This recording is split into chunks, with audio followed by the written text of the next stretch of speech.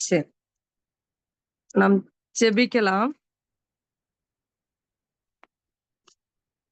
துதிகளின் மத்தியில் வாசமாயிருக்கிற பரலோகத்தின் பிதாவே, உம்மை நன்றியோடு துதிக்கிறோம், ஸ்தோத்திரிக்கிறோம்ப்பா. நீ தந்த அந்த நாளுக்காய் நன்றி ஏசப்பா, ஸ்தோத்திரம்ப்பா. தகப்பனே ஸ்தோத்திரம்ப்பா. ஒரு கூட்டமாய் கூடி உம்முடைய பாதத்திலே வந்து உம்மை ஆராதிக்கவும், உம்மை துதிக்கவும் தந்த கிருபைக்காய் நன்றி ஆண்டவரே. உம்முடைய வார்த்தையை சொல்லக்கூடிய கிருபை தந்திருக்கு, அதற்காய் ஸ்தோத்திரம். அடையாளை மறைத்து நீங்க வெளிப்படுங்கப்பா. ஒவ்வொருடைய இருதயத்துல தொடப்படணும். அதற்கு நாங்கள் பாத்திரவான்களாய் இருக்க கிருபை செய்யும். நிறைய வழிநடத்து காத்துக்கொள்ளும். உடைய பிரசன்னம் கூட இருக்கட்டும். துதி கன மகிமை எல்லாம் உமக்கே செலுத்துறோம். இயேசு கிறிஸ்து மூலம் ஜெபிக்கிறோம் நல்ல பிதாவே. ஆமென். அனைவருக்கும் இயேசு கிறிஸ்து நாமத்தினாலே ஸ்தோத்திரங்களை ஏறெடுக்கிறேன். இன்னைக்கு நமக்கு செய்தியா கொடுக்கப்பட்ட என்ன அப்படின்னா, ஆண்டவர் யோனா யோனா பத்தி நமக்கு நல்லாவே தெரியும். பட் ஆனா யோனா எப்படிப்பட்டவரா இருந்தாரு, இன்னைக்கு இந்த லெந்து காலங்களா இருக்கிறனால நாமளும் எப்படிப்பட்டவர்களா இருக்கிறோம், யோனா செய்த காரியங்கள் நம்மிடத்திலும் காணப்படுதா, நாம அதுக்கு என்ன செய்யணும் அப்படிங்கிறத பற்றி நம்ம ஆராய்ந்து பார்ப்போம். நம்மளையும் ஒரு விசை யோனா எடுத்துக்கலாம். யோனா 1 அதிகாரம் 9ஆம் வசனத்தை வாசிப்போம். யோனா 1 9ஆம் வசனம்.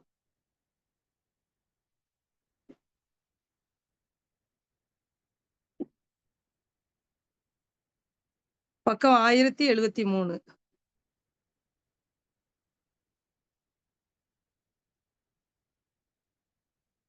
யோனா 9. 9. அதற்கு அவன், ஆமா. நான் எபிரேயன், சமுத்திரத்தையும் பூமியும் உண்டாக்கின பரலோகத்தின் தேவனாகிய கர்த்தர் இடத்தில் பயபக்தி உள்ளவன் என்றான். ஆமென். யோனா சொல்றாரு, நான் எபிரேயன், சமுத்திரத்தையும் பூமியும் உண்டாக்கின பரலோகத்தின் தேவனாய் கர்த்தரிடத்தில் பயபக்தி உள்ளவன் அப்படின்னு சொல்லி தன்னை என்ன செய்றாரு, அறிமுகப்படுத்துறாருல்ல. நான் ஒரு பயபக்தி உள்ளவன் அப்படின்னு சொல்றாரு. பட் அவர் எப்படிப்பட்டவரா இருந்தார் அப்படின்னு நம்ம பார்க்கலாம். இங்க பயபக்தி உள்ளவன் அப்படின்னு சொல்ற காரியத்துக்கும் அவர் எப்படிப்பட்டவரா இருந்திருக்கிறார் அப்படின்னு. யோனா 1 2 3 வாசிக்கலாம். நீ எழுந்து மகா நகரமாகிய நினைவேக்கு போய் அதற்கு விரோதமாய் பிரசங்கி, அவருடைய அக்கிரமம் என் சமூகத்தில் வந்து எட்டினது என்றார். அப்பொழுது யோனா கர்த்தருடைய சமூகத்தினின்று விலகி தர்ஷீசுக்கு ஓடி போகும்படி எழுந்து யோப்பாவுக்கு போய் தர்ஷீசுக்கு போகிற ஒரு கப்பலை கண்டு கூலி கொடுத்து தான் கர்த்தருடைய சமூகத்தினின்று விலகும்படிக்கு அவர்களுடைய தர்ஷீசுக்கு போக கப்பல் ஏறினான். ஆமென். பாருங்க, இங்க பயபக்தி உள்ளவன் சொல்றாரு. ஆனா இங்க பார்க்கும்போது ஆண்டவர் என்ன சொல்றாருன்னா 2ஆம் வசனத்துல, நீ எழுந்து மகா நகரமாகி எங்க போ, நினிவேக்கு போய் அதற்கு விரோதமாய் பிரசங்கி அப்படின்னு சொல்றாரு. அவருடைய அக்கிரமம் என் சமூகத்தில் வந்து எட்டினது அப்படின்னு சொல்லி ஆண்டவர் என்ன சொல்றாரு, யோனாவுக்கு சொல்றாரு. நீ வந்து அதுக்கு நினிவேக்கு போ அப்படின்னு. ஆனா அவர் என்ன செய்யறாரு யோனா, கர்த்தருடைய சமூகத்தினின்று என்ன செய்யறாரு, விலகி கர்த்தருடைய சமூகத்தை விட்டு என்ன செய்யறாரு, விலகி தர்ஷீசுக்கு ஓடி போகும்படி எழுந்து என்ன செய்யறாரு, யோப்பாவுக்கு போய் தர்ஷீசுக்கு போயிற ஒரு கப்பலை கண்டு கூலி கொடுத்து தன் கர்த்தருடைய சமூகத்திலிருந்து விலகும்படி அவருடைய தர்ஷீசு போக என்ன செய்றாரு, கப்பல் ஏறுறாரு. அப்போ இங்க பார்க்கும்போது என்னன்னா, ஆண்டவருடைய சத்தத்துக்கு அவர் என்ன செய்யல, கீழ்ப்படியல ஒண்ணு. 2வது என்ன செய்றாரு, விலகி போகிறாரு. அப்போ ஆண்டவருடைய சமூகத்தை விட்டு நம்ம விலகி போகும்போது என்ன நடக்கும் அப்படின்னா, இதுக்கு எக்ஸாம்பிளா நம்ம ஒண்ணு பார்க்கும்போது, லூக்கா எழுதின சுவிசேஷம் 15 அதிகாரத்துல எடுத்துக்கிட்டோம்னா, அதுல இளைய குமாரனை பற்றி நம்ம ஒரு மனிதனுக்கு 2 குமாரர்கள் இருந்தார்கள். இளைய குமாரன் என்ன செய்றாருன்னா, லூக்கா எழுதின சுவிசேஷம் 15 அதிகாரம் 13ஆம் வசனத்துல, சில நாளைக்கு பின்பு இளைய மகன் எல்லாவற்றையும் சேர்த்துக்கொண்டு தூர தேசத்துக்கு புறப்பட்டு போய், அங்க போய் என்ன செய்றாரு, துன்மார்க்கமாய் ஜீவனம் பண்ணி தன் ஆஸ்திய என்ன செய்றாரு, அழித்து போட்டார் அப்படின்னு பார்க்கிறோம். அதுக்கு முந்தின வசனத்துல கேட்கிறாரு. 12ஆம் வசனத்துல இளைய மகன் தன் தகப்பனை நோக்கி கேட்கிறாரு, தகப்பனே, ஆஸ்தியில் எனக்கு ஒரு பங்கு எனக்கு தர வேண்டும் என்றால், அந்தபடி அவன் அவர்களுக்கு தன் ஆஸ்தி என்ன செய்றாரு, பங்கிட்டு கொடுக்கிறாரு. அதை வாங்கி என்ன செய்றாரு, தகப்பனை விட்டு விலைக்கு என்ன செய்றாரு, தூர தேசத்துக்கு போறாரு. போய் என்ன செய்றாரு, அத வாசிக்கும்போது நம்ம பார்க்கிறோம். துன்மார்க்கமாய் ஜீவனம் பண்றாரு. எல்லாவற்றையும் அவன் செலவழித்த பின்பு அங்க என்ன செய்யுது, கொடிய பஞ்சம் வருது. அப்போ அந்த மகன் என்ன செய்றாரு, தகப்பன்ட்ட இருக்கும்போது அவனுடைய வாழ்க்கை எப்படி இருக்கும்? எந்த ஒரு கஷ்டம் இல்லாம ஒரு செழிப்பான ஒரு வாழ்க்கை. நெனைச்சதெல்லாம் தகப்பனார் வாங்கி குடுத்திருப்பாரு. அவன் நெனைச்சபடி வாழ்ந்துட்டு இருப்பான். அப்போ இப்ப தான் நினைத்தபடி வாழணும் அப்படின்னு சொல்லிட்டு அவன் என்ன செய்றான்? போறான். தகப்பனுடைய சமூகத்தை விட்டு விலகி போறான். போகும்போது அவன் என்ன செய்றான்? வெறுமையா போகல. தகப்பன்ட்ட இருந்து ஆஸ்தியும் வாங்கிட்டு போறான். கொஞ்ச நாள்ல அந்த கையில இருக்க எல்லாம் செலவழிந்தாயிற்று. அதுக்கப்புறம் பார்த்தீங்கன்னா, அந்த தேசத்துல பஞ்சம் வருது. பஞ்சம் வந்தோனே தேசத்துல குடியானவன் ஒருவர்ட்ட போய் என்ன செய்றான்? ஒட்டிக்கொள்றான். அங்க அவரு என்ன செய்றாரு? பன்றிகளை மேய்க்கிற ஒரு வேலைய குடுக்குறாரு. பன்றி திங்கிற தவிட்டுனால தன் வயிற்றை நிரப்ப என்ன செய்றான்? ஆசையா இருக்கிறான். ஒருவனும் அத என்ன செய்றான்? அவனுக்கு குடுக்கல. 17ஆம் வசனத்த பார்க்கும்போது, அவனுக்கு புத்தி தெளிந்தபோது அவன் என்ன செய்றான்? என் தகப்பனுடைய கூலிக்காரர்கள் எத்தனையோ பேர் எப்படி இருக்காங்கன்னா, நான் நல்ல பூர்த்தியான சாப்பாடு இருக்கு. நானோ பசியினால வாடுறேனே, எல்லாரும் நல்லா இருக்காங்களே அப்படின்னு சொல்லிட்டு, அவன் அ தகப்பனிடத்துக்கு போய் பரத்துக்கிறோமா அவன புத்தி தெளியுது. எப்போ புத்தி தெளியுது? எல்லாவற்றையும் இழந்த பிறகு அவனுக்கு என்ன செய்யுது? புத்தி தெளியுது. ஒரு சாப்பாடு கூட கிடைக்காத சூழ்நிலை. இவ்ளோ செல்வ செழிப்பாய் வளர்ந்த அவன், தன் தகப்பனுடைய சமூகத்த விட்டு விலகி போனனால என்ன செய்றான் அவன்? சில சூழ்நிலையில கடினமான சூழ்நிலை என்ன செய்கிறது? எதிர்கொள்ள வேண்டியதாய் இருக்கிறது. அப்போ அதுக்கப்புறம் அவனுக்கு என்ன செய்றான்? யோசிக்கிறான். என் தகப்பனுடைய வீட்ல உள்ள வேலைக்காரர்கள் எவ்வளவு திருப்தியா சாப்பிடுறாங்க. எனக்கு அந்த சாப்பாடு இல்லையே! அப்படின்னு சொல்லி, புத்தி தெளிந்து மனம் திரும்பி தகப்பனிடத்துல வரான். தகப்பனே பரத்துக்கு விரோதமாகவும், உமக்கு முன்பாகவும் பாவம் செய்தேன். உம்முடைய குமாரன் என்று சொல்லப்படுவதற்கு நான் பாத்திரன் அல்ல அப்படின்னு சொல்லி என்ன செய்றான்? தன்னுடைய பாவத்தை என்ன செய்றான்? அறிக்கை இடுகிறான். நீதிமொழியில் சொல்லப்படுது. தன் பாவங்களை மறைக்கிறவன் வாழ்வை அடைய மாட்டான். அவைகளை அறிக்கை செய்து விட்டு விடுகிறவனோ இரக்கப்படுவான். திரும்பவும் என்ன செய்றான்? தன் தகப்பன் இடத்துக்கு வர்றான். வரும்போது தகப்பன் என்ன செய்றாருன்னா, 21ஆம் வசனத்த வாசித்தோம் அப்படின்னா, 20ஆம் வசனத்திலிருந்து 20, 21 அ 20ஆம் வசனம். எழுந்து புறப்பட்டு தன் அ தகப்பனிடத்திற்கு வந்தான். அவன் தூரத்தில் வரும்போதே அவனுடைய தகப்பன் அவனைக் கண்டு மனதுருகி ஓடி அவன் கழுத்தை கட்டிக்கொண்டு அவனை முத்தம் செய்தான். குமாரன் தகப்பனை நோக்கி, தகப்பனே, பரத்துக்கு விரோதமாகவும் உமக்கு முன்பாகவும் பாவம் செய்தேன். இனிமேல் உம்முடைய குமாரன் என்று சொல்லப்படுவதற்கு நான் பாத்திரனல்ல என்று சொன்னான். அடுத்த வசனம் வாசிக்கலாம். அப்பொழுது தகப்பன் தன் ஊழியக்காரரை நோக்கி, நீங்கள் உயர்ந்த வஸ்திரத்தை கொண்டு வந்து இவனுக்கு உடுத்தி, இவன் கைக்கு மோதிரத்தையும் கால்களுக்கு பாதரட்சைகளையும் போடுங்கள். கொழுத்த கஞ்சை கொண்டு வந்து அடியுங்கள். நாம் புசித்து சந்தோஷமாயிருப்போம். என் குமாரனாகி இவன் மரித்தான், திரும்பவும் உயிர்த்தான், காணாமற் போனான், திரும்பவும் காணப்பட்டான் என்றான். அப்படியே அவர்கள் சந்தோஷப்படத் தொடங்கினார்கள். பாருங்க. இப்போ தகப்பனுடைய சமூகத்த விட்டு விலகி போனவன் என்ன செய்றான்னா, எல்லாவற்றையும் இழந்து போறான். எல்லாவற்றையும் அப்போ இழந்து போறான். திரும்ப என்ன செய்யுது? யோசித்து பார்க்கிறான். ஒரு நேரம் சாப்பாடு கிடைக்காத சூழ்நிலை வரும்போது தான் என்ன செய்றான்? நினைத்து பார்க்கிறான். அதுக்கு முன்னால என்ன செய்றான்? நினைக்கல. அதுக்கப்புறம் என்ன செய்றான்? புத்தி தெளிந்து, மனம் திரும்பி தகப்பனிடத்துல வரும்போது, தகப்பன் என்ன செய்றாரு? அ உயர்ந்த வஸ்திரம் குடுக்குறாரு. மோதிரத்தை அணிவிக்கிறாரு. பாதரட்சையை கொடுக்கிறாரு. கொழுத்த கன்று அடிக்கப்படுது. அங்க என்ன செய்யுது? சந்தோஷப்பட தொடங்குறாங்கல்ல. அதே மாரி நாமளும் இன்னைக்கு எப்படிப்பட்டவர்களா இருக்கிறோம்? ஆண்டவருடைய சமூகத்த விட்டு விலகி போனோம் அப்படின்னா, நமக்கு என்ன செய்யுதுன்னா, கஷ்டங்கள், பிரச்சனைகள், பிரயாசங்கள் வருது. இதே இதுதான் யோனாவும் செய்தாரு. யோனாவும் என்ன செய்றாரு? ஆண்டவருடைய சமூகத்த விட்டு விலகி என்ன செய்றாரு? எ நினிவேக்கு போறதுக்கு பதிலா எங்க போறாரு? தர்சீசு போய் கப்பல் ஏறுறாரு. கப்பல் ஏறுன உடனே பார்த்தீங்கன்னா, யோனா 1:4ல வருது. சமுத்திரத்தின் மேல் வந்து ஆண்டவர் என்ன செய்றாரு? பெரும் காற்றை என்ன செய்றாரு? வரவிட்டார். அதனால கப்பல் உடையுங்கிற நிலைக்கு தக்க பெரிய கொந்தளிப்பு என்ன செய்யுது? வருது. அப்போ ஆண்டவருடைய சமூகத்தை விட்டு நம்ம விலகி போகும்போது, நம்ம கொஞ்சம் விலகிட்டோம் அப்டின்னா, நம்முடைய வாழ்க்கையில என்ன செய்யுது? பெரிய கொந்தளிப்பு வருது. ஆண்டவர் என்ன செய்றாரு? பெருங்காற்று என்ன செய்றாரு? நம்முடைய வாழ்க்கையில வர வீசுறாரு. அ சங்கீதத்துல சொல்லப்படும். 104ஆம் சங்கீதத்துல, "நீர் கொடுக்க அவைகள் வாங்கிக் கொள்ளும். நீர் உம்முடைய முகத்தை மறைக்க அவைகள் திகைக்குமாம்." ஒரு நிமிஷம் அவருடைய முகத்தை நம்மளை விட்டு மறைச்சுட்டாருன்னா, நம்ம என்ன செய்வோமா? திகைப்போம். ஒரு நிமிஷம் அப்படிங்கும்போது, கண்ண மூடி திறக்கிறதுக்குள்ள.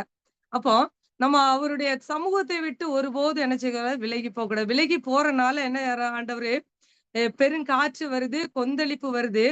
அப்புறம் பார்த்தீங்கன்னா, 5ஆம் வசனத்துல சொல்லப்படுது, கப்பற்காரர் பயந்து அவனவன் தன் தேவனை நோக்கி என்ன செய்றான்? வேண்டுதல் செய்து பாரத்தை லேசாக்கும்படி கப்பலில் இருந்த சரக்குகளை சமுத்திரத்தில் எறிந்து விட்டார்கள். பாருங்க, கப்பல்ல இருந்த சரக்கு எல்லாத்தையும் என்ன செய்றாங்க? கப்பல் கவிழ்ந்துரும்னு பயந்துட்டு, சரக்கு எல்லாத்தையும் இப்ப அது ஒரு சரக்கு கப்பலா இருக்கு.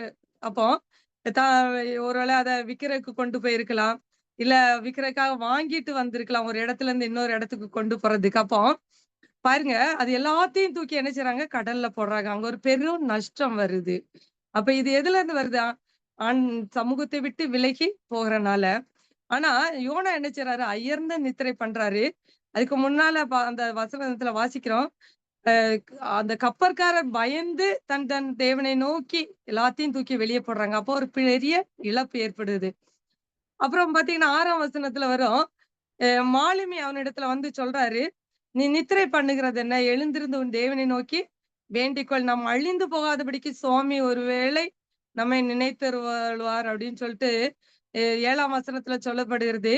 யார் நிமித்தம் நமக்கு இந்த ஆபத்து நேரிட்டது என்று நாம் அறியும்படிக்கு சீட்டு போடுவோம் வாருங்கள் என்று ஒருவரோடு பேசி என்ன செய்றாங்க?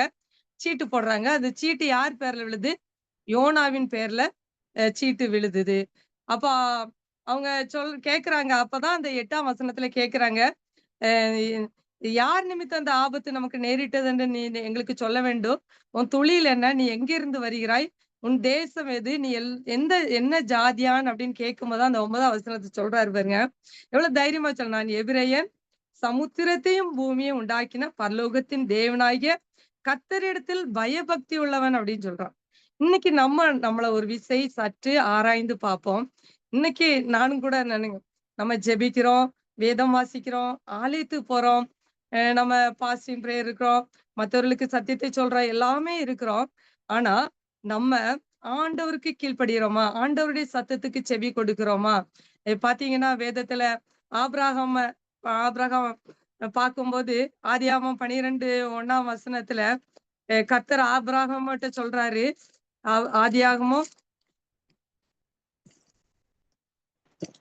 ஆதியாகமம் 12 1, 2, 3 வசனங்களை வாசிக்கலாம்.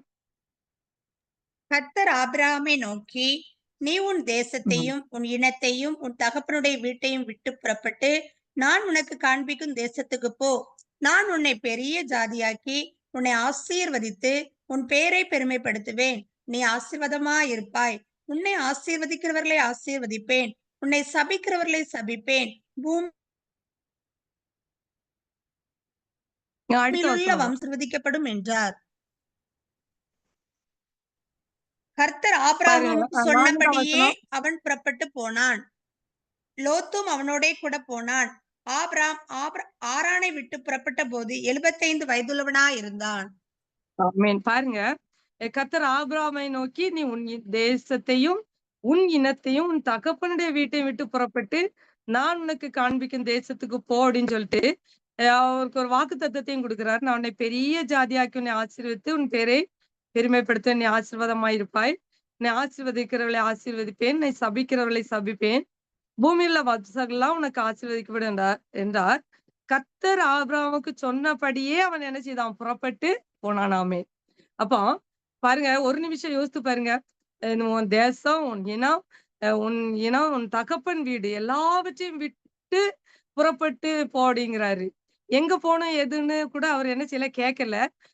சொன்னபடியே சொன்ன உடனே அவர் என்ன செஞ்சாரு? கீழ்ப்படிந்து போனாரு. அப்போ இங்க நம்ம பார்க்கும்போது, யோனாட்ட என்ன செய்யலாம்? அந்த கீழ்ப்படிதல் காணப்படல. இன்னைக்கு நாமளும் ஆண்டவருடைய சத்தத்துக்கு கீழ்ப்படியிறோமா? ஆண்டவர் சில காரியங்கள் நமக்கு குடுத்திருப்பாருல்ல. நம்ம கீழ்ப்படியிறோமா பார்க்கிறோம். அப்போ ஆண்டவர் அங்க வாக்குத்தத்தத்த குடுக்குறாரு. ஆனா, ஆபிரகாம் அத என்ன செய்றாரு? சுதந்தரித்துக் கொண்டார் அந்த வாக்குத்தத்தத்த இல்ல. கீழ்ப்படிந்து போனாரு. எங்க போறோம்? என்ன செய்றோம்? எதுவுமே தெரியாது. பட் சொன்ன உடனே போனாரு. அதே மாரி இன்னொருத்தர பார்க்கும்போது நோவாட்டையும் ஒரு கொப்பேர் மரத்தால ஒரு பேழை செய்யினாரு. சொன்னபடியே அப்படியே செய்தாரு. அந்த குடும்பம் காப்பாற்றப்படுது. அப்போ நம்மளும் ஆண்டவருடைய சத்தத்துக்கு கீழ்ப்படியணும். அவருடைய சமூகத்தை விட்டு நம்ம என்ன செய்வோம்? ஒருபோதும் விலகி போகக்கூடாது. ஆனா இவரு என்ன சொல்றாரு? நான் பயபக்தி உள்ளவன் அப்படின்னு சொல்றாரு. இன்னைக்கு நாமளும் அப்படி சொல்லிட்டு இருக்கோமா? நான் ஆண்டவருக்கு பிள்ளைய தான். ஆண்டவருக்கு கீழ்ப்படிதல் ஆண்டவர் செய்றதெல்லாம் செய்றேன். ஜெபிக்கிறேன், வேத வாசிக்கிறேன், எல்லாமே செய்றேன். ஒரு பயபக்தி உள்ளவளா தான் இருக்கிறேன் அப்படின்னு நம்ம சொல்றோமா? சொல்லிட்டு சில காரியங்கள்ல வெளிப்படுத்தல் சொல்ற "ஆதியில் இருந்த அன்பை விட்டு விட்டாய்" அப்படின்னு உன்மேல் குறை உண்டு என்று சொல்றாரு. அப்ப நம்ம விலகி போயிட்டு ஆண்டவர் கீழ்ப்படிதல் இல்லாமல் போகும்போது, நம்ம நிமித்தம் என்ன செய்யுது? யோனாவின் நிமித்தம் அங்க என்ன செய்யுது? பெரு நஷ்டம் ஏற்படுதுல்ல. இளைய குமாரன் அ சமூகத்தை விட்டு விலகி போனனால ஆஸ்தி எல்லாவற்றையும் இழந்து போனான். இங்க பார்த்தீங்கன்னா, இந்த கப்பல்ல இருந்த சரக்கு எல்லாமே இ தூக்கி கடல்ல போட்டாங்க. அப்ப எவ்வளோ பெரிய நஷ்டம் ஏற்படுது பாருங்க. அப்புறம் அதுக்கப்புறம் அவங்க என்ன செய்றாங்க அப்டின்னா, அ இது அதுல 10ஆம் வசனத்துல அவன் கர்த்தருடைய சமூகத்திட்டு விலகி ஓடிப் போறான் என்று தங்களுக்கு அறிவித்தனால், அந்த மனுஷர் மிகவும் பயந்து அவனை நோக்கி, "நீ ஏன் இதைச் செய்தாய்?" அப்படின்னு சொல்லி கேட்கறாங்க. அப்புறம் எ கேட்கறாங்க, "நாங்க உனக்கு என்ன செய்யணும்னு?" கேட்கறாங்க.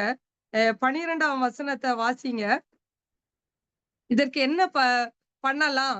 இது இனி இத எப்படி நம்ம இந்த கொந்தளிப்ப அமர்த்த முடியும்?" அப்படின்னு கேட்கும்போது 12ஆம் வசனத்த வாசிக்கலாம். அதற்கு அவன், நீங்கள் என்னை ம். எடுத்து சமுத்திரத்திலே போட்டு விடுங்கள். அப்பொழுது சமுத்திரம் உங்களுக்கு அமர்ந்திருக்கும். என் நிமித்தம் இந்த பெரிய கொந்தளிப்பு உங்கள் மேல் வந்ததென்பதை நான் அறிவேன் என்றான்.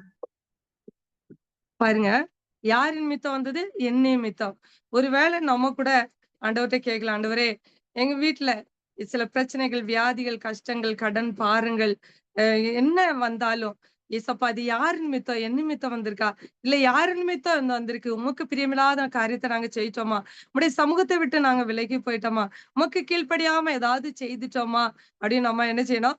கேட்கும்போது, ஆண்டவர் என்ன செய்றாரு? விண்ணப்பத்தை கேட்கிற தேவனா இருக்கிறாரு. பாருங்க, அவங்க கரை சேர்றதுக்கு தண்டு வெளிக்கிறாங்க. அது உங்களால கூடாம போயிற்று. அப்போ இவரு என்ன சமுத்திரத்துல போடுங்கன்னு சொல்ட்டாங்க. இந்த 14ஆம் வசனத்துல பார்த்தீங்கன்னா, அவள் கர்த்தரை நோக்கி கூப்பிட்டு, கர்த்தாவே இந்த மனுஷனுடைய ஜீவ நிமித்தம் என்னை அழித்து போடாதேயும்."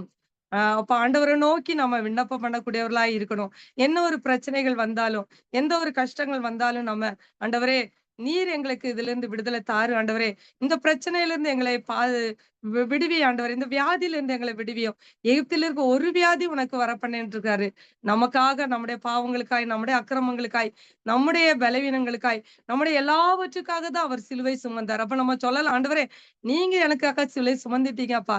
இனி நம்ம சுமக்க வேண்டியது இல்லல்ல." ஆனா, அவரு நமக்கு சுமந்துட்டாரு. நம்ம சுமக்க தேவையில்ல. ஆனா, நம்ம செய்ய வேண்டியது, அவருக்கு கீழ்ப்படிதலுள்ள பிள்ளைகளாய், அவருடைய சமூகத்துல, அதான் சங்கீதம் 27ஆம் அதிகாரம் கடைசி வசனத்துல சொல்லும்.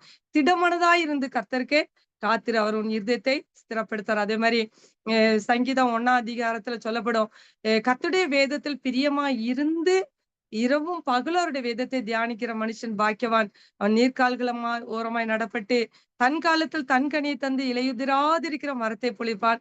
அவன் செய்வது எல்லாம் வாய்க்கும் அப்படின்னு சொல்லிருக்கு.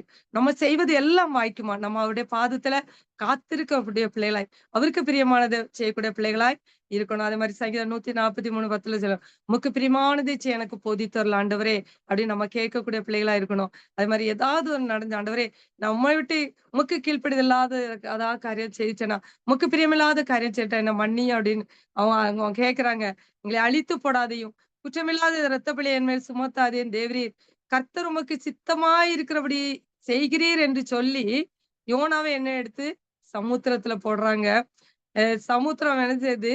15ஆம் வசனம் மும்முரத்தை விட்டு அமர்ந்துச்சாம். ஆனா கர்த்தர் பாருங்க எவ்வளவு நல்லவரு. ஒரு மீன என்ன செய்றாரு? ஆயத்தப்படுத்துறாரு. சமுத்திரத்துல போட்ட உடனே யோனாவ என்ன செய்யல ஆண்டவரு? கைவிடலல்ல. ஒரு மீன என்ன செய்றாரு?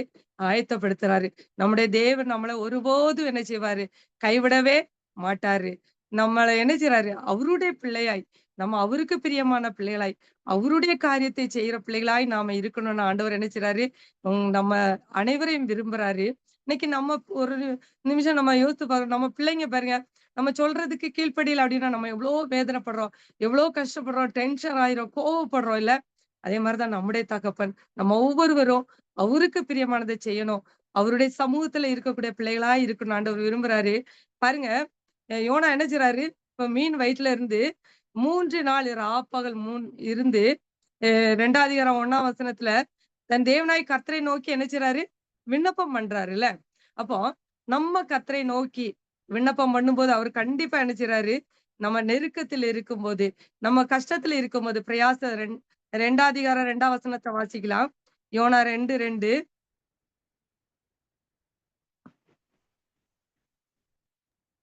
நான் யோனா என் நெருக்கத்தில் நான் கர்த்தரை நோக்கி கூப்பிட்டேன். அவர் எனக்கு உத்தரவு அருளினார். நான் பாதாளத்தின் வயிற்றிலிருந்து கூக்குரலிட்டேன். நீர் என் சத்தத்தை கேட்டீர். பாருங்க. என் நெருக்கத்திலே நான் கர்த்தரை நோக்கி கூப்பிட்டேன். அப்ப நம்ம நெருக்கம் வரும்போது யாரை நோக்கி விடணும்?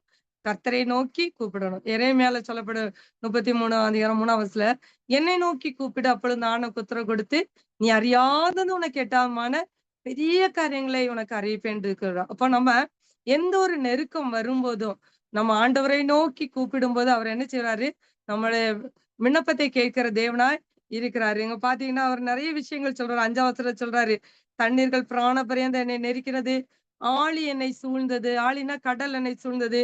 கடற்பாசி என்னை தலையை சுற்றிக்கொடும். அப்போ நம்ம ஆண்டவரை விட்டு விலகி போகும்போது இந்த மாதிரி காரியங்கள்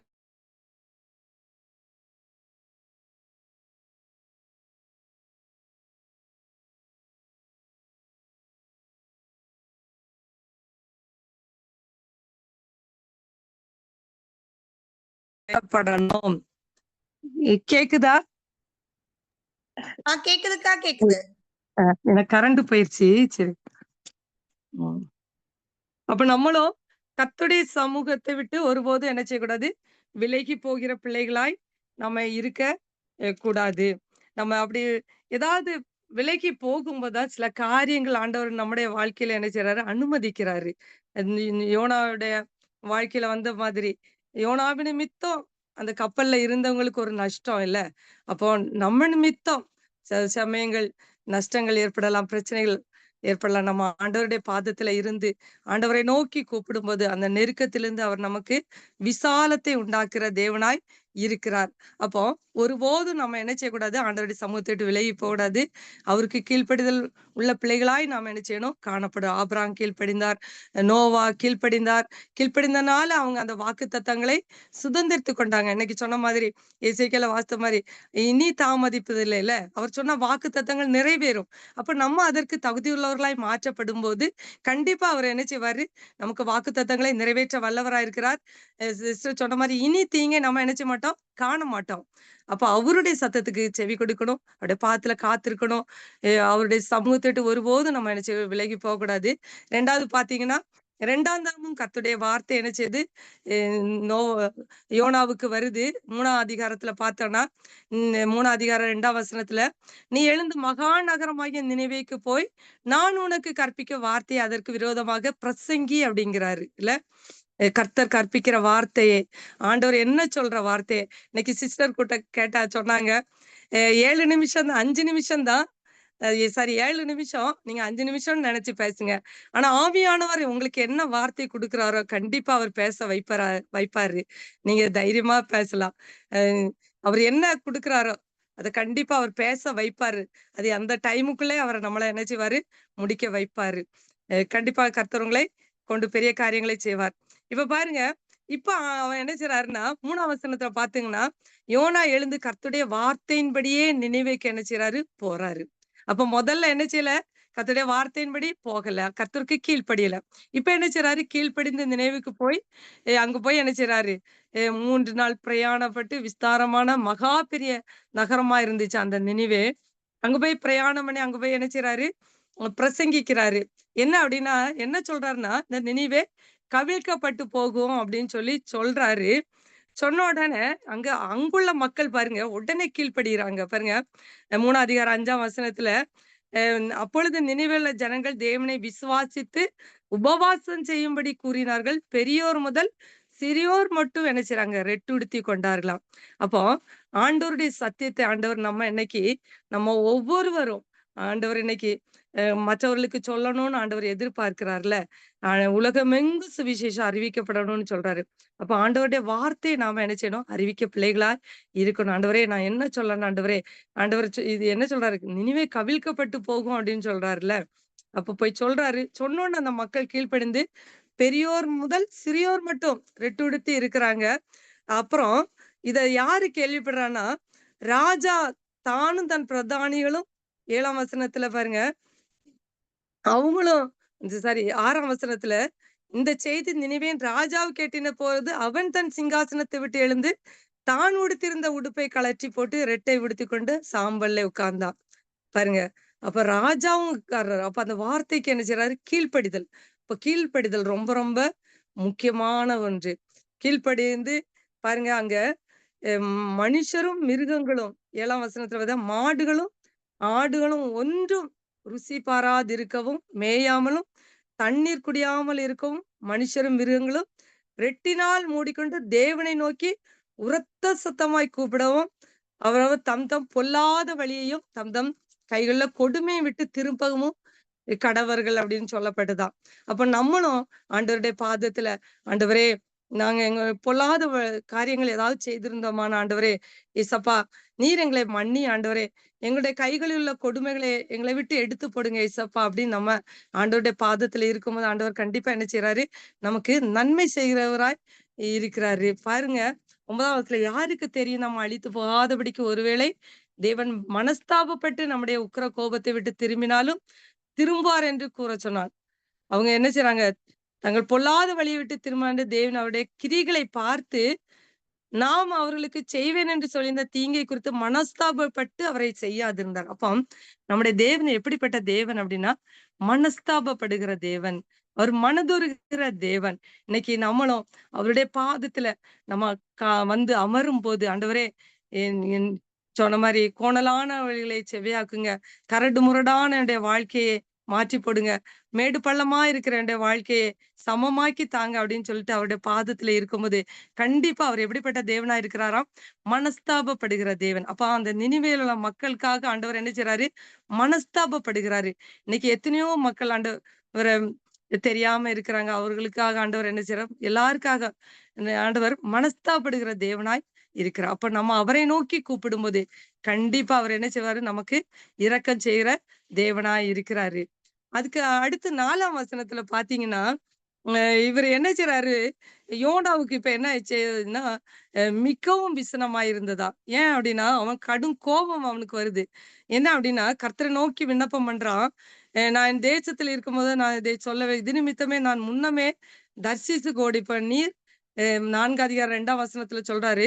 நீர் இரக்கமும், மன உருக்கமும், நீடிய சாந்தமும், மிகுந்த கிருபை உள்ளவரும், தீங்குக்கு மனஸ்தாபப்படுகிறவரான தேவன் என்று அறிவேன் அப்டிங்கிறாரு. நீர் நான் உம்மை அறிவேன் ஆண்டவரே. நீர் இரக்கமுள்ள தேவன். நீர் வந்து மன உருக்கம் உள்ளவர், நீடிய சாந்தம் உள்ளவர், நீர் கிருபை உள்ளவர், தீங்கு நீர் செய்ய மாட்டீர். நீர் மனஸ்தாபப்படுகிற தேவன் அப்படின்னு நான் அறிவேன். இன்னைக்கு நாமளும் அப்படிதான் சொல்றோம். ஆண்டவர் வந்து மன்னிக்கிற தேவன். அவர் மனஸ்தாபப்படுகிற தேவன் என்று நம்ம சொல்றோம். அவர் அழிக்க மாட்டாரு அப்படின்னு சொல்லிட்டு நம்ம என்ன செய்றோம்? நினைச்சுட்டு நம்ம என்ன செய்றோம்? விலகி போயிறக்கூடாது. அ நீர் அழிப்பீர்ன்னு நெனச்சேன். நீர் அழிக்கலையே அப்படின்னு சொல்லிட்டு என்ன செய்றாரு? வருத்தப்படுறாரு. அந்த அந்த காரியத்துக்காக என்ன செய்றாரு? வருத்தப்பட்டு என்ன செய்றாரு? நான் சாகிறது நலமாயிருக்கும். இப்பொழுது கர்த்தாவே என் பிராணன் என்னை விட்டு எதிர்த்துப்படும். நான் தர்சித்து போக வேண்டிய என்ன நீர் ஏன் நினிவேக்கு கொண்டு வந்தீர்ன்னு திரும்பவும் என்ன செய்றாரு? மனஸ்தாபப்படுறாரு. பாருங்க, முதல்ல என்ன செய்றாரு? எ ஆண்டவர் சொன்ன உடனே கேட்காம சமூகத்த விட்டு விலகி போறாரு. விலகி போறனால அந்த கப்பல்ல கொடிய பெருங்காற்ற அனுப்புறாரு. கப்பல்ல இருக்க சரக்கெல்லாம் எடுத்து போடுறாங்க. அதுக்கப்புறம் சீட்டு போடுறாங்க. யோனா பேர்ல விழுது. என்ன செய்யணும்னா சமுத்திரத்துல போட சொல்றாங்க. போட்ட உடனே என்ன செய்றாரு? கர்த்தரை நோக்கி விண்ணப்பம் பண்றாரு. இன்னைக்கு நாமளும் அப்படி இருக்கோமா? அ நெருக்கம் வரும்போது ஆண்டவரை நோக்கி விண்ணப்பம் பண்றோம். நெருக்கம் மாற்றப்பட்ட பிறகு ஆட்டோமேட்டிக்கா ஆண்டவர் குடுக்குற நேரத்த குடுக்காம இருக்கிறோமா? நம்ம எ அ சில சிலவங்க சொல்லுவாங்க. சிலவங்கள பார்க்கும்போது, நெருக்கம் வரும்போது ஆண்டவருடைய சமூகத்துல உட்கார்ந்திருப்பாங்க. ஆண்டவருக்காக நேரத்த செலவிடுவாங்க. நெருக்கத்த விட்டு நம்ம அந்த நெருக்கம் மாறுனோன்ன, நம்ம என்ன செய்றோம்? நம்ம இஷ்டத்துக்கு நம்ம ஜெபிக்கிறதுல குறைஞ்சு போயிருது. அதான் ஆண்டவர் சொல்றார், "நீ ஆதியில் இருந்த அன்பை விட்டு விட்டாய்." வெளிப்படுத்தல் 3ஆம் அதிகாரத்துல சொல்லப்படுது. 2ஆம் அதிகாரத்துல. ஆதியில இருந்த நம்ம அன்பை நம்ம ஒருபோதும் என்ன செய்யக்கூடாது? விட்டு விடக்கூடாது. ஒரு நெருக்கம் வந்து ஆண்டவர்ட்ட பிடிச்சு வந்துட்டோம்னா, திரும்ப நம்ம என்ன செய்யக்கூடாது? ஆண்டவருக்கு கொடுக்கிற நேரத்த நம்ம கொடுக்கக்கூடியவர்களா இருக்கணும். ஆண்டவருடைய பாதத்துல செலவிடக்கூடிய நேரத்த நம்ம என்ன செய்யக்கூடாது? அ ச நம்ம விட்டுவிடக்கூடாது. இப்போ ஜெபிக்கிற நேரம் இருந்துச்சுன்னா, கண்டிப்பா அந்த ஜெப நேரத்த ஆண்டவருக்கு குடுத்துறணும். இல்ல வேலை இருக்குன்னு நம்ம நினைச்சுக்கிறோம். முதலாவது தேவனுடைய ராஜ்யத்தின் நீதியும் தேடுங்கள். அப்பொழுது இவைகளெல்லாம் உங்களுக்கு கூட கொடுக்கப்படும் என்று சொல்லியிருக்கு. அப்போ நம்ம ஆண்டவருடைய சமூகத்தை முதலாவது தேடக்கூடிய பிள்ளைகளாய், அவருடைய சத்தத்துக்கு கீழ்ப்படியக்கூடிய பிள்ளைகளாய் இருக்கணும். இப்ப பாருங்க, நெருக்கத்திலிருந்து விடுவிச்சாரு. எ மீன் வயிற்றுக்குள்ள இருந்து வெளிய வந்தாரு. பிரசங்கிக்க போனாரு. திரும்பவும் என்ன செய்றாரு? மனஸ்தாபப்படுறாரு. "ஏன் ஆண்டவரே நீர் இந்த மக்கள அழிக்கல? நீர் மனஸ்தாபப்படுகிற தேவனாச்சே! நீர் இரக்கம் செய்கிற தேவனாச்சே!" அப்படின்னு சொல்லிட்டு அவர் என்ன செய்றாரு? எரிச்சல் படுகிறாரு. அதான் ஆண்டவர் சொல்றாரு, "நீ எரிச்சலா இருக்கிறது நல்லதோ" அப்படிங்கிறாரு. அது மாரி நம்முடைய வாழ்க்கையில எரிச்சல்கள் என்ன செய்யக்கூடாது? காணப்படக்கூடாது. எரிச்சல் வரக்கூடாது. அப்புறம் கேட்கிறாரு பாருங்க. அ அவரே சொல்றாரு. அ 3ஆம் வசனத்துல சொல்றாரு. 4ஆம் அதிகாரம் 3ஆம் வசனத்த வாசிக்கலாம். இப்போதும் கர்த்தாவே, என் பிராணனை என்னை விட்டு எடுத்துக்கொள்ளும். நான் உயிரோடு இருக்கிறதை பார்க்கிலும் சாகிறது நலமாய் இருக்கும் அப்படிங்கிறாரு. இன்னைக்கு நம்ம என்ன செய்றோம்? சில நெருக்கங்கள் வந்தோனே சிலவங்க சொல்றாங்க, "ஏன் ஆண்டவர்ட்டயே கேள்வி கேட்கிறோம். ஏன் ஆண்டவரே என்ன படைச்சீங்க? எதுக்காக எனக்கு இந்த வாழ்க்கைய தந்தீங்க? நான் இருக்கிறத விடையும் சாகுறது நல்லதும், என்னை எடுத்துக்கொள்ளும்" அப்படின்னு சிலவங்க என்ன செய்றாங்க? ஜெபிக்கிறோம். சிலவங்க சொல்றாங்க, "நான் ஜெபிக்கிறேன் ஆண்டவர்ட்ட என்னை எடுத்துக்கொள்ளும். இனி வேண்டாம் இந்த உலகத்துல." ஏன்னா ஆதியாகமத்துல சொல்லப்படுது, கர்த்தர் எல்லாவற்றையும் உண்டாக்குனது எதுக்குன்னா, நம்ம இதை ஆண்டு கொள்ளுகிறதுக்கு. நம்ம ஆசீர்வாதமாய் செழிப்பானவர்களாய் வாழணும். மற்றவர்களுக்கும் அதை நம்ம ஆண்டவருடைய வார்த்தையை சொல்லக்கூடிய பிள்ளைகளாய் அ இருக்கணும் அப்படின்னு தான் ஆண்டவர் நம்மள என்ன செய்யிருக்காரு? உண்டாக்கி இருக்கிறாரு. அதான் பிரசங்கி 7:7 17ல சொல்லப்படும். "நீ உன் காலத்துக்கு முன்னே ஏன் சாக வேண்டும்?" அப்படின்னு கேட்டிருக்கு. இன்னைக்கு நெறைய பேர் என்ன செய்றாங்க? நெருக்கங்கள் வரும்போது, பாடுகள் வரும்போது, உபத்திரவங்கள் வரும்போது என்ன செய்றாங்கன்னா, சூசைட் அட்டெம்ப்ட் பண்ணிடுறாங்க. எனக்கு யாருமே இல்லையே! எனக்கு யாருமே உதவி செய்யல. நம்ம எதுக்குமே கவலைப்படல. அந்த நெருக்கத்துல நம்ம யாரை நோக்கி பார்க்கக்கூடியவர்களா இருக்கணும்னா, ஆண்டவரை நோக்கி பார்க்கக்கூடிய பிள்ளைகளாய் இருக்கணும். ஆண்டவர் நம்மள என்ன செய்றாரு? சாகுறதுக்காக படைக்கல. நம்ம எல்லாவற்றையும் ஆண்டு அனுபவிக்கிறதுக்கு தான் படைத்திருக்கிறாரு. ஆனா நாம என்ன செய்றோம்னா, ஆண்டவர விட்டு விலகி அதான் அந்த சங்கீதம் 104 வாசித்தோம்னா நல்ல ஒரு இது. அந்த திமிங்கலங்கள்லாம் ஏற்ற காலத்துல ஆகாரத்தை தருவீர் என்று அவருக்காக காத்திருக்குமாம். நம்ம இன்னைக்கு காத்திருக்கோமா? காத்திருக்கிறது இருதயத்தை இளைக்கப்படும். விரும்பினது வரும்போதோ ஜீவ விருட்சம் போல் இருக்கும் அப்படின்னு நீதிமொழியில சொல்லப்படுகிறது. அந்த 104ஆம் சங்கீதம் 27ஆம் வசனத்துல அ ஏற்ற வேளையில் ஆகாரத்தை தருவீர் என்று அவைகள் எல்லாம் உம்மை நோக்கி காத்திருக்குமாம்.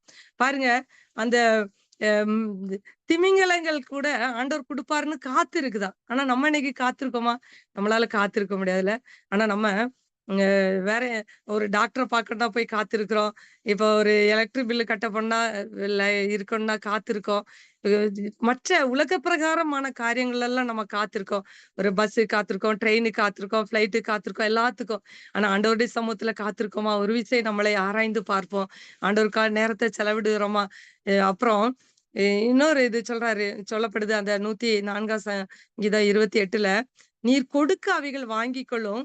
நீர் உம்முடைய கையை திறக்க அவைகள் நன்மையால் திருப்தியாகுமா." அப்ப நம்ம ஆண்டவர்ட்ட கேட்கணும், "ஆண்டவரே, ஏசப்பா உங்க கைய எங்களுக்கு நேரா திறங்க ஏசப்பா. நாங்க நன்மையால திருப்தியாகும்." அவர் கைய திறந்தா போதுமாம் பாருங்க. எவ்ளோ பெரிய இது இல்ல. கை திறந்தா போதும் நம்ம நன்மையால திருப்தியாவோம். அதனால நம்ம ஏசப்பாட்ட கேட்கணும், "ஏசப்பா உங்க கைய எனக்கு நேரா திறங்க. நாங்க திருப்தியாவோம்." அதே மாரி 29ஆம் வசனத்துல சொல்லப்படுது, "நீர் உமது முகத்தை மறைக்க அவைகள் திகைக்குமா." ஆண்டவரே ஒருபோதும் உம்முடைய முகத்த எங்கள விட்டு மறைத்து விடாதீங்க ஏசப்பா. அதே மாரி நீர் அவைகளின் சுவாசத்தை வாங்கிக்கொள்ள அவைகள் மாண்டு தங்கள் மண்ணுக்கு திரும்புமா. சங்கீதம் சொல்லப்படுது, "சேனைகளின் தேவனாய கர்த்தாவே உம்முடைய முகத்தை எங்க மேல் பிரகாசிக்க பண்ணும்." அப்படின்னு சங்கீதக்காரர் நெறைய இடத்துல சொல்லப்படுது. ஆண்டவர்ட்ட நம்ம கேட்கணும், "உம்முடைய முகத்தை எங்க மேல் பிரகாசிக்க பண்ணுங்க ஏசப்பா."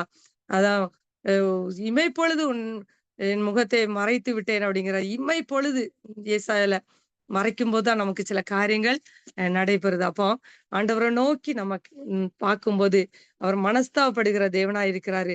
நமக்கு இரக்கம் செய்கிற தேவனா இருக்கிறாரு. நம்ம மேல மனதுருகிற தேவனா இருக்கிறாரு அவரு. இப்ப யோனா திரும்பவும் என்ன செய்றாரு?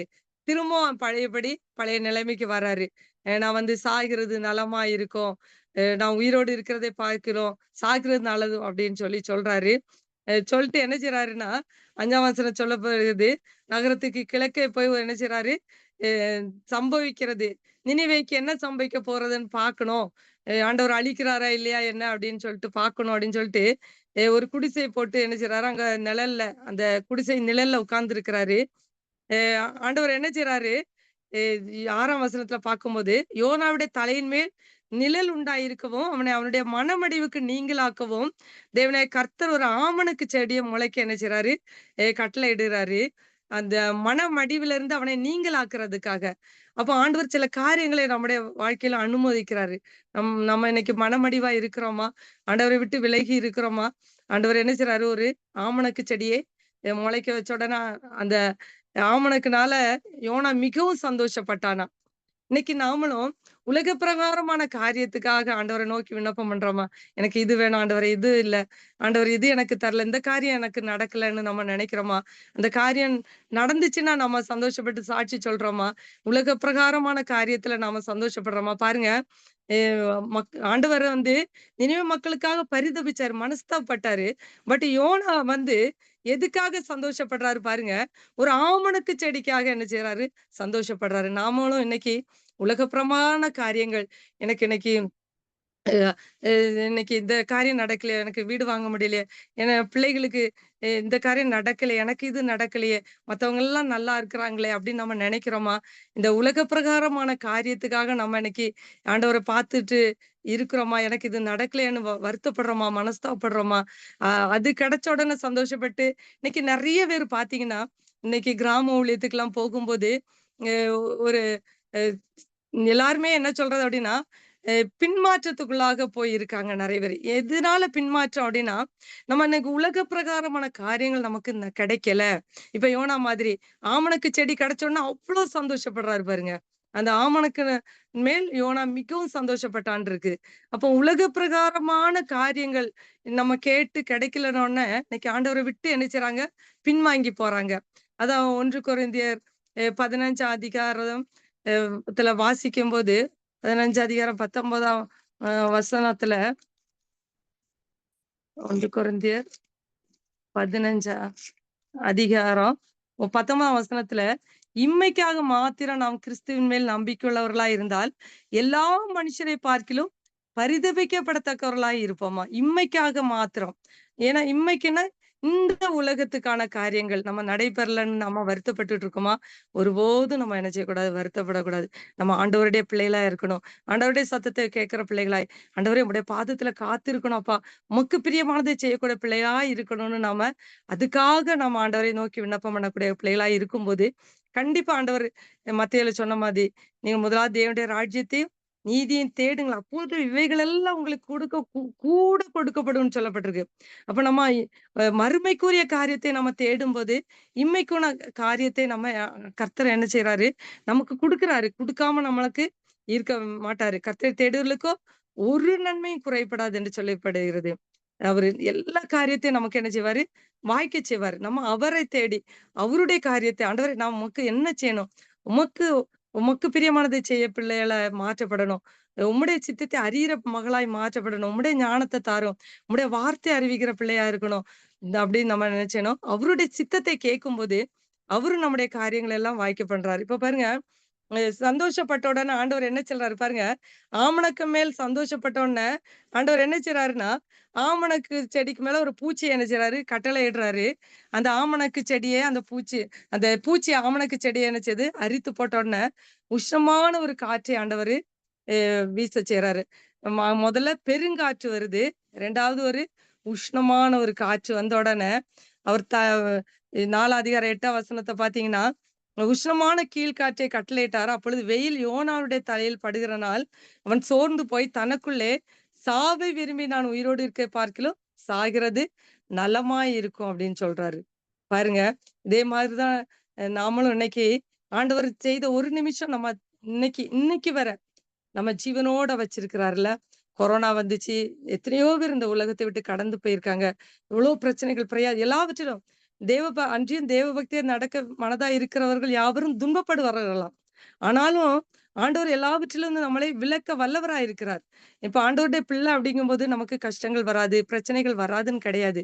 அதுலருந்து எதுக்கு குடுக்குறாருன்னா, நம்ம அதுல அனுபவப்பட்டா தான் நம்ம மற்றவர்களுக்கு சொல்ல முடியும் இல்ல? பசி இப்ப பசிக்குது. எனக்கு பசி இருந்தா தான், கஞ்சி குடிச்சாலும் அது அமிர்தமாய் தெரியும் இல்ல? ஒரு பிரியாணி சாப்பிட்டு நல்ல சா திருப்தியா இருக்கிறவன்ட்ட போய் சாப்பாடு குடுத்தா அவன் என்ன செய்வான்? அத அலட்சியம் பண்ணுவான் இல்ல? அப்ப பசி இருக்கிறவனுக்கு தான் பசிய பற்றி தெரியும். அதனாலதான் ஆண்டவரு உபத்திரவத்தின் குகையிலே உன்னை தெரிந்து கொண்டேன் அப்படிங்கிறாரு. எதுல நம்மள தெரிந்து கொள்றாரு? உபத்திரவத்தின் குகையில. ஏன்னா, இந்த உபத்திரவத்துல இருக்கிறவங்களுக்கு நம்ம ஆண்டவரை பத்தி சொல்வதற்காக தான் ஆண்டவர் என்ன செய்றாரு? நமக்கு உபத்திரவங்களை உபத்திரவம் வழியா நம்மள கடத்தி செல்கிறார். ஆனா, நம்ம யோனாவ மாதிரி நெருக்கம் வருது, கர்த்தரை நோக்கி கூப்பிடுறோம். விசாலம் உண்டாக்குறாரு. திரும்பவும் ஆண்டவருக்கு விரோதமா, ஆண்டவரே இம்மைக்குரிய காரியத்த அந்த ஆமணக்கு செடி நிமித்தம் சந்தோஷப்படுறாரு. உடனே ஆண்டவரு என்ன செய்றாரு? ஆமணக்கு செடிய பூச்சி அ அனுப்பி, அத என்ன செய்றாரு? அழித்து போடுறாரு. போட்ட உடனே திரும்ப சொல்றாரு, "நான் சாகிறது நலமா இருக்கும்" அப்படிங்கிறாரு. 9ஆம் வசனத்துல ஆண்டவர் சொல்றாரு, தேவன் யோனாவை நோக்கி, "நீ ஆமணக்கு நிமித்தம் எரிச்சலா இருக்கிறது நல்லதோ?" என்றார். அதற்கு அவன், "நான் மரண பரியந்தம் எரிச்சலா இருக்கிறது நல்லது" என்றான். அதற்கு கர்த்தர் சொல்றாரு, "நீ பிரயாசப்படாததும், நீ வளர்க்காததும், ஒரு ராத்திரியிலே முளைத்ததும், ஒரு ராத்திரியில அழிந்து போனமான ஆமணக்குக்கு பரிதபிக்கிறாயே!" பாருங்க, நம்ம உண்டாக்காதது இல்ல, நம்மளை படைத்தவர் அவரு. ஒரு ஆமணக்கு செடிக்கு நீ பரிதபிக்கிறாயே! அப்படின்னு சொல்லிட்டு ஆண்டவரு, எ 11ஆம் வசனத்த வாசிக்க பாக்கலாம். யாராவது வாசிக்கலாம். 4ஆம் அதிகாரம் யோனா வலது 4:11. வலது கைக்கும் இடது கைக்கும் வித்தியாசம் அறியாத 120,000 பேருக்கு அதிகமான மனுஷரும் அநேக மிருக ஜீவன்களும் இருக்கிற மகா நகரமாகிய நினைவேக்காக நான் பரிதபியாமல் இருப்பேனோ என்றார். ஆமென். ஆண்டவர் என்ன சொல்றாரு? வலது கைக்கும், இடது கைக்கும் வித்தியாசம் அறியாத 120,000 பேருக்கு அதிகமான மனுஷரும், அநேக மிருக ஜீவன்கள் இருக்கிற மகான் நகரமாய் நினிவேக்காக நான் பரிதபியாமல் இருப்பேனோ அப்படிங்கிறாரு. பாருங்க, இன்னைக்கும் நம்ம பார்க்கலாம் நம்ம சுற்றி நம்ம வீட்ல கூட நம்ம எல்லாரும் நம்முடைய உறவினர்கள் ரட்சிக்கப்பட்டிருக்காங்களா? ஆண்டவர முழுமையா அறிஞ்சிருக்காங்களா? அதான் சொல்லப்படுது எசேக்கியேல், "நீ ஆயத்தப்படு, உன் கூட்டத்தை ஆயத்தப்படுத்து. நீ அதற்கு காவலாளனாய் இரு" அப்படின்னு. முதல்ல நாம என்ன செய்யணும்? ஆயத்தப்படணும். ஆயத்தப்படுத்த மற்றவர்கள ஆயத்தப்படுத்தக்கூடிய பிள்ளைகளா இருக்கணும். இப்ப ஆண்டவர் இன்னைக்கு யாருக்கா பரிதபிக்கிறார்ன்னா, வலது கைக்கும், இடது கைக்கும் வித்தியாசம் அறியாத 120,000 பேருக்கு. அதிகமான மனுஷரும், அநேக மிருக ஜீவன்கள். இன்னைக்கு இந்த உலகத்துல இருக்கிற எல்லாரும், நம்ம வீட்டு பக்கத்துல இருக்கிறவங்க, இல்ல நமக்கு தெரிஞ்சவங்க, இல்ல நம்ம பார்த்தீங்கன்னா, கேள்விப்படுறோம். இன்னும் ஆண்டவரை அறியாத எத்தனையோ மக்கள் இருக்கிறாங்க. அவர்களுக்காக நம்ம என்னைக்காவது பரிதபிக்கிறோமா? ஐயோ! இல்ல நம்ம ஃபேமிலில இருக்கிறவங்க இன்னும் ரட்சிக்கப்படாம, ஆண்டவர அறியாம, ஆண்டவருக்காக நேரத்தை செலவிடாம, ஆண்டவருடைய சத்தத்த கேட்க கூடாம, மனம் போன போக்குல வாழ்றாங்களா? வாலிப பிள்ளைகள், சிறு பிள்ளைகள், முதியவர்கள் இருக்கிறாங்களா? இன்னைக்கு நம்ம அத குறித்து என்றைக்காவது சிந்திக்கிறோமா? ஐயோ! இவங்க ரட்சிக்கப்படலையே! இன்னும் நானும் ஆண்டவருக்குள்ள வரணுமே! அப்படின்னு நம்ம நம்ம சிந்திக்கிறோமா இன்னைக்கு? இல்ல நம்ம ஆமணக்கு செடி நிமித்தம் சந்தோஷப்பட்டு, அந்த ஆமணக்கு செடி ஒரே நாள்ல முளைச்சு, ஒரே நாள்ல போனது. அதுக்காக அந்த உலகத்தின் காரியங்கள்ல, ஐயோ! இது எனக்கு நடக்கலையே! அதுக்காக நாம இன்னைக்கு பரிதபித்து கொண்டு இருக்கிறோமா? ஐயோ! ஏன் இன்னைக்கு நம்ம உலக பிரகாரமான காரியங்கள் நடக்காதனால தான் இன்னைக்கு என்ன செய்றாங்க? சூசைட் அட்டெண்ட் பண்றாங்க. இது இது எனக்கு நடக்கல. இது எனக்கு கிடைக்கல. சிலவங்க பார்க்கலாம். சில பிள்ளைங்க லவ் பண்ணிட்டு, அந்த பையன் எனக்கு கிடைக்கல. அப்பா, அம்மா சொன்னது பிள்ளைய கல்யாணம் பண்ண சொல்றாங்க அப்படின்னு அதுக்காக சூசைட் பண்றாங்க. அப்போ உலக பிரகாரமான காரியங்கள்ல நாம இன்னைக்கு வருத்தப்பட்டுட்டு இருக்கோமா? இல்ல ஆண்டவர் விரும்புற காரியத்த நம்ம செய்யக்கூடிய பிள்ளைகளா இருக்கோமா? அப்படின்னு நம்ம சற்று ஆராய்ந்து பார்ப்போம். ஆனா, யோனா பாருங்க, நான் பயபக்தி உள்ளவன். அதுவும் எவ்வளோ அழகா தன்னை இன்ட்ரோடியூஸ் பண்றாரு பாருங்க. இன்னைக்கு நம்ம கேட்கும்போது நம்ம சொல்றோம்ல, ஒரு டாக்டர், ஒரு என்ஜினியர், ஒரு டீச்சர், ஒரு லாயர் அப்படின்னு நம்மள அ அறிமுகப்படுத்துறோம். அ பட் ஆனா, அவர் தன்னை எப்படி அறிமுகப்படுத்துறாரு பாருங்க.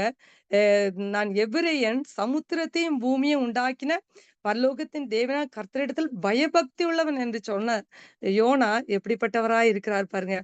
அதுபோல இன்னைக்கு நாமளும் சற்று நம்மளை சிந்தித்து பார்ப்போம். நம்ம எப்படிப்பட்டவர்களா இருக்கிறோம்? நம்ம அந்த நம்மளும் அந்த ஆமணக்கு செடி மாதிரி உலக பிரகாரமான காரியங்கள் எனக்கு அது கிடைத்த உடனே சந்தோஷப்பட்டு, அது சப்போஸ் நமக்கு அது சில காரியங்கள் நடைபெறாதனால, அதற்காக பரிதவப்பட்டு, நான் ஏன் இந்த உலகத்துல இருக்கணும்னு நம்ம யோசிக்கிறோமா? இல்ல ஆண்டவருடைய சத்தத்த கேட்கணும். அவருக்காக அவருடைய வார்த்தை எ எ அறிவிக்க போனோம். அதான் ஆண்டவர் கடைசில ஒரு என்ன சொல்றாரு அப்டின்னா, உயிர்த்தெழுந்த பிறகு சீஷர்ட்ட சொல்றாரு. மத்தேயு எழுதின சுவிசேஷம் 28 அதிகாரம் 18 20 வரை வாசிக்கலாமா? மத்தேயு 28 18 அப்பொழுது இயேசு சமீபத்தில் வந்து அவர்களை நோக்கி, வானத்திலும் பூமியிலும் சகல அதிகாரமும் எனக்கு கொடுக்கப்பட்டிருக்கிறது. ஆகையால் நீங்கள் புறப்பட்டு போய் சகல ஜாதிகளையும் சீசராக்கி, பிதா குமாரன் பரிசுத்தாவியின் நாமத்திலே அவர்களுக்கு ஞானஸ்நானம் கொடுத்து, நான் உங்களுக்கு கட்டளையிட்ட யாவையும் அவர்கள் கைக்கொள்ளும்படி அவர்களுக்கு உபதேசம் பண்ணுங்கள். இதோ உலகத்தின் முடிவு பரியந்தம் சகல நாட்களிலும் நான் உங்களுடனே கூட இருக்கிறேன் என்றார். ஆமென். ஆமென். பாருங்க, வானத்திலும் பூமியிலும் சகல அதிகாரம் எனக்கு ஆண்டவர் குடுத்திருக்கிறாரு. அதே மாரி நம்ம பாத்தீங்கன்னா, ஆண்டவர் என்ன செய்றாரு? அ சகல அதிகாரத்தையும் நமக்கு என்ன செய்திருக்காரு? குடுத்திருக்கிறாரு. இப்ப அந்த ம் மார்க் எழுதின இதுல கடைசி அதிகாரத்துல சொல்லப்படும். மார்க்கு 16ஆம் அதிகாரம் முதல்ல, விசுவாசிக்கிறவர்களால் நடக்கும் அடையாளங்கள், என் நாமத்தினாலே பிசாசுகளை துரத்துவார்கள், நவமான பாஷை பேசுவாங்க, அம் அஹ் சர்ப்பங்களை எடுப்பார்கள், சாவுக்கு ஏதுவான யாதொன்றை குடித்தாலும் அது அவர்களை சேதப்படுத்தாது, வியாதிஸ்தர் மேல் கைகளை வைப்பார்கள், அப்பொழுது அவர்கள் சொஸ்தமாவார்கள். இவ்விதமாய் கர்த்தர் அவருடனே பேசும்போது பரலோகத்துக்கு எடுத்துக்கொள்ளப்பட்டு தேவனுடைய வலது பாசத்தில் உட்கார்ந்தா அவர்கள் புறப்பட்டு போய் தங்களுக்கு எங்கும் பிரசங்கம் பண்ணினார்கள். கர்த்தர் அவர்களுடனே கூட கிரியை நடப்பித்து அவர்களால் நடந்த அடையாளங்களினாலே வசனத்தை உறுதிப்படுத்தினார். அப்போ ஆண்டவர் விரும்புற காரியம் என்னன்னா, நம்ம புறப்பட்டு போய் அநேகரை என்ன செய்யணும்? அஹ் சீஷர் ஆக்கணும் அப்படின்னு சொல்றாரு இல்ல. நம்ம அதே மாதிரி 16 மார்க் 16 16ல சொல்லப்படுது. 15லயும் சொல்லப்படுது, நீங்கள் உலகமெங்கும் போய் சர்வ சிருஷ்டிக்கும் சுவிசேஷத்தை பிரசியுங்கள். விசுவாசம் உள்ளவனாகி ஞானஸ்நானம் பெற்றவன் ரட்சிக்கப்படுவான். விசுவாசியாதவனும் ஆக்கினைக்குள்ளாக தீர்க்கப்படுவான்.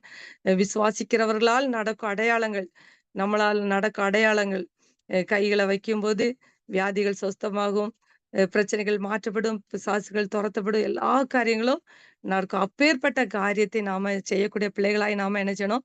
மாற்றப்படணும். மற்றவர்களுக்கு ஆண்டவருடைய வார்த்தையை சொல்லக்கூடிய பிள்ளைகளாய் மாற்றப்படணும். இன்னைக்கு வலது கைக்கும் இடது கைக்கும் வித்தியாசம் தெரியாத எத்தனையோ பிள்ளைகள் இருக்கிறாங்க. நான் ஒரு சாட்சி கேட்டேன். பீகார்ல அந்த ஐஎம்எஸ்ல இருந்து சொன்னாங்க. ஒரு அங்க போயிருந்த ஒரு மிஷனரி சொன்ன இது. அவரு போய் ஆண்டவர பத்தி சொல்லும்போது, ஒரு லேடி வந்துட்டு அவர் சட்டைய பிடிச்சு இழுத்துட்டு சொல்லிச்சாம், இன்னைக்கு வந்து நீ வந்து இயேசு நல்லவர். அவர நோக்கி பாரு. அவரு உனக்கு சமாதானம் தருவாரு, சந்தோஷம் தருவாரு. அ அவரு உனக்கு எல்லா வியாதிய மாற்றுவாரு, பிரச்சனைகள மாற்றுவாருன்னு சொல்றியே! நீ வந்து இத ஒரு 1 வாரத்துக்கு முன்னால நீ வந்து சொல்லியிருந்தன்னா, என் கை போயிருக்காதே! அப்படின்னு. ஏன்னா, அந்த லேடி வந்து ஒரு சமாதானமற்ற நிலைமையில இருந்தாங்களாம். ஒரு பிரச்சனைகள் மத்தியில, பிரயாசங்கள், கஷ்டங்கள் மத்தியில இருக்கும்போது, எ ஒரு மந்திரவாதிய தேடி போனாங்களாம். போய் நெறைய மந்திரவாத காரியங்கள் செய்து, நெறைய காசெல்லாம் செலவழிச்சாங்களாம். செலவழிச்சும் எந்த ஒரு சந்தோஷம் இல்ல, சமாதானம் இல்ல. பிரச்சனைக்கு மேல பிரச்சனை ஆயிடுச்சாம். அப்புறம் திடீர்னு வந்து அந்த லேடியோட காதுல வந்து யாரோ சொன்னாங்களா, "உன் வலது கைய நீ என்ன செய்திரு? வெட்டிரு. வெட்டிட்டான்னா உனக்கு சமாதானம் கிடைக்கணும்." உடனே அந்த மந்திரவாதிய தேடி ஓடி போனாங்களாம். என் காதுல ஒரு சவுண்ட் வருது. "உன் வலது கைய வெட்டிரு உனக்கு சமாதானம்னு." உடனே மந்திரவாதி சொன்னாராம், "நீ அப்படியே செய்திரு" அப்படின்னு. உடனே அந்த வலது கை என்ன செய்துச்சாம், வெட்டிட்டாங்களாம். வெட்டுனா வலி கைய வெட்டுனா எப்படி இருக்கும் யோசித்து பாருங்க. ஒரு சின்ன முள்ளு குத்துனா நம்ம எவ்வளோ வேதனை அடைவோம். அந்த வலது கைய வெட்டுன உடனே வலியில துடிச்சாங்களாம். இன்னும் து துடிச்சு கட்டு போட்டு பயங்கர வேதனை. தாங்க முடியாத வேதனை அனுபவிச்சுட்டு இருந்தாளாம். அப்பதான் இந்த வார்த்தை அறிவிக்கப்பட்டதா, "இயேசு நல்லவர். அவர் உன் வேதனைய மாற்றுவார். உன் பிரச்சனை மாற்றப்படும்" அப்படின்னு. அப்பதான் அவங்க பிடிச்சு கேட்டாங்களா, "நீ ஒரு வாரத்துக்கு முன்னால சொன்னன்னா, என் கை வெட்டப்பட்டிருக்காதே" அப்படின்னு. அதே மாதிரி நாமளும் இன்னைக்கு ஆண்டவர் இன்னைக்கு பரிதபிக்கிறாரு. வலது கைக்கும், இடது கைக்கும் வித்தியாசம் தெரியாத எத்தனையோ மக்கள் உட்கார்ந்துட்டு இருக்காங்க. இன்னைக்கு பின்மாற்றத்துல உள்ள மக்கள் இருக்கிறாங்க. அவர்களுக்கு என்னுடைய வார்த்தைய போய் அறிவி. என்னுடைய என்ன பத்தி நீ சொல்லு அப்படின்னு ஆண்டவரு இன்னைக்கு நம்மள நோக்கி நம்ம ஒவ்வொருவரையும் ஆண்டவர் என்ன செய்றாரு? அதுதான் ஆண்டவர் விரும்புறாரு. ஆனா நம்ம இந்த ஒரு ஆமணக்கு செடிக்காக நம்ம சந்தோஷப்பட்டுட்டு, அது பூச்சி அரிச்சு போயிருச்சே, ஒரு நாள்ல அது ஆண்டவர் உண்டாக்குறது. ஏன்னா தலையில உள்ள மயிரெல்லாம் எண்ணப்பட்டிருக்காம். ஒண்ணு கீழ விழுந்தா ஆண்டவருடைய சித்தம் இல்லாம நடக்காது. நம்ம அதுக்காக பரிதபித்துக் கொண்டு இருக்கிறோமா? இல்ல நான் ஆண்டவருடைய பாதத்த உட்கார்ந்திருக்கணும். ஆண்டவருடைய சத்தத்தை கேட்கணும். இந்த யோவான் 10 அதிகாரம் சொல்லப்படுது. "என் ஆடுகள் என் சத்தத்திற்கு செவி கொடுக்கிறது. அவைகளை ஒருவனும் பறித்துக் கொள்ள செய்யாதான். நான் அவைகளுக்கு நித்திய ஜீவனை கொடுப்பேன் அப்படிங்கிறாரு. அப்ப அவருடைய சத்தத்தை கேட்கிற பிள்ளைகளாய், அவருக்கு காத்திருக்கக்கூடிய பிள்ளைகளாய், அவருக்கு பிரியமானதை செய்யக்கூடிய பிள்ளைகளாய் நம்ம இருக்கிறோமா? இல்ல உலக பிரகாரமான காரியங்கள் எனக்கு இது நடக்கலையே, இல்ல இது எனக்கு செய்யலையே. ஏன்னா, நம்ம ஆண்டவருடைய காரியத்தை செய்ய போகும்போது, அவருக்கு பாதத்துல உட்கார்ந்திருக்கும்போது, அவரு நம்முடைய காரியங்கள எல்லாம் செய்றாரு. அவர் மனஸ்தாபப்படுகிற தேவன். அவர் மனதுருகிற தேவன். அவர் எந்த நெருக்கத்திலயும் நம்மளை விடுவிக்கிற தேவனா இருக்கிறார். நம்மளும் சற்று நம்மளை இன்னைக்கு சிந்தித்து பார்ப்போம். நம்ம பயபக்தி உள்ளவன், வேதத்தை வாசிக்கிறோம், நம்ம ஜெபிக்கிற எல்லாமே செய்யக்கூடிய பிள்ளைகளா இருக்கிறோம். ஒருபோதும் நம்ம என்ன செய்யக்கூடாது, ஆண்டவருடைய சமூகத்தை விட்டு விலகி போகிறவர்களாய் இருக்கக்கூடாது. ஆண்டவர் ஆண்டவரே நான் இன்னும் என்ன செய்யணும்ப்பா? இனி வரும் நாட்கள்ல நான் என்ன செய்யணும்? தகப்பனே எனக்காக மரித்தீர். நமக்காக, நம்முடைய பாவங்களுக்காய், நம்முடைய அக்கிரமங்களுக்காய், நம்முடைய எல்லாவற்றுக்குமாய் சிலுவை சுமந்தாரு. ஆணிகளால் கடாவப்பட்டாரு. முள்முடி சூட்டப்பட்டாரு. அந்த தகப்பனுக்காய் நம்ம ஒவ்வொருவரையும் நம்மளை மீட்டு எடுத்திருக்கிறாருல்ல. நம்ம அவருடைய பிள்ளையாய், அவருடைய பரலோக ராஜ்யத்துக்கு சுதந்திரவாளியாய் இருக்கணும்னு நம்மளை மீட்டெடுத்த தகப்பனுக்காக, "உனக்காக நான் மரித்தேனே, எனக்காக என்ன செய்தாய்?" அப்படின்னு கேட்கும்போது, நம்ம ஆண்டவரே நான் ஒரு தகுதியற்ற பாத்திரம். என்னையும் எடுத்து பயன்படுத்துங்கப்பா. என்னையும் எடுத்து பயன்படுத்துங்க. நம்ம ஆண்டவர் பிரியப்படுகிற காரியமா ஆபிரகாம போல கீழ்ப்படிந்து, ஆண்டவருடைய வாக்குத்தத்தை சுதந்திரத்துக் கொள்ளக்கூடிய பிள்ளைகளாய் இருப்போம். நோவாவைப் போல கீழ்ப்படிந்து, அது குடும்பம் காப்பாற்றப்பட்டது போல, நம்முடைய குடும்பங்களும் காப்பாற்றப்பட ஆண்டவருடைய பாதத்துல நம்ம இருப்போம். நம்ம ஒவ்வொருவரையும் கர்த்தர் என்ன செய்வாரு? ஆசீர்வதிப்பார். ஆமென். ஜெபிப்போம். துதிகளின் மத்தியில் வாசமா இருக்கிற பரலோகத்தின் பிதாவே, உம்மை நன்றியோடு துதிக்கிறோம்ப்பா. நீ தந்த வார்த்தைக்காய் நன்றி ஆண்டவரே, ஸ்தோத்திரப்பா. ஒருபோதும் உம்முடைய சமூகத்தை விட்டு விலகி போகாதபடிக்கு, உம்முடைய கீழ்ப்படிதலில்லாத பிள்ளைகளா இல்லாதபடிக்கு, உமக்கு பிரியமான செய்யக்கூடிய பிள்ளைகளாய் மாற்றுங்க ஆண்டவரே. எங்களுடைய நெருக்கத்திலிருந்து உம்மை நோக்கி கூப்பிடும்போது, நீர் விசாலம் உண்டாக்குற தேவன். நீர் மனஸ்தாபப்படுகிற தேவன் ஆண்டவரே. நீர் இன்றைக்கு ஆண்டவரே 1,20,000 மக்கள், வலது கைக்கு, இடது கைக்கு வித்தியாசம் தெரியாத மக்களுக்காக நீர் பரிதபிக்கிறீர் ஆண்டவரே. தகப்பனே, திறப்பிலே நிற்க தேடின ஒருவனையும் காண என்று சொன்னீர் ஆண்டவரே. நாங்கள் திறப்பிலே நிற்கக்கூடிய பிள்ளைகளா எங்களை மாற்றுங்க இயேசப்பா. அப்பேற்பட்ட பாக்கியத்தை எங்களுக்கு தாங்க ஆண்டவரே. தகப்பனே, ஆமணக்குன்னு நாங்க வருத்தப்படாதபடிக்கு, இந்த உலக காரியங்களுக்காக வருத்தப்படாதபடிக்கு, இம்மைக்கான காரியத்துக்காக உம்மேல் நம்பிக்கை வைக்காதபடிக்கு, மறுமைக்குரிய காரியத்தை பெற்றுக்கொண்ட பிள்ளைகளா இருக்க நீர் கிருபை செய்யும். அப்பேற்பட்ட பாக்கியத்தை எங்கள் ஒவ்வொருவருக்கும் தந்து வழிநடத்துங்க. நீரே பொறுப்பெடுத்துக் கொள்ளுங்க, வழிநடத்துங்க. ஒவ்வொருவரையும் ஆசீர்வதியும். வந்திருக்க ஒவ்வொருவருடைய தேவைகளை சந்திங்க. உம்முடைய சமாதானத்தை, சந்தோஷத்தை தந்து வழிநடத்துங்க. எங்களுக்காக கல்வாரி ரத்தம் சிந்தி, எங்களுடைய பாவங்களுக்கு, அக்கிரமங்களுக்கு சிலுவை சுமந்த தேவனே, உம்முடைய ரத்தத்தால கழுவி சுத்திகரிங்க. உமக்கு பிரியமானதை செய்ய எங்களை போதித்தீங்க. உம்முடைய முகத்தை எங்கள் மேல் பிரகாசிக்க பண்ணுங்க. நீர் வழிநடத்தி காத்துக்கொள்ளும். துதி கன மகிமை எல்லாம் உமக்கே செலுத்துறோம். இயேசு கிறிஸ்து மூலம் ஜெபிக்கிறோம் நல்ல பிதாவே. ஆமென்.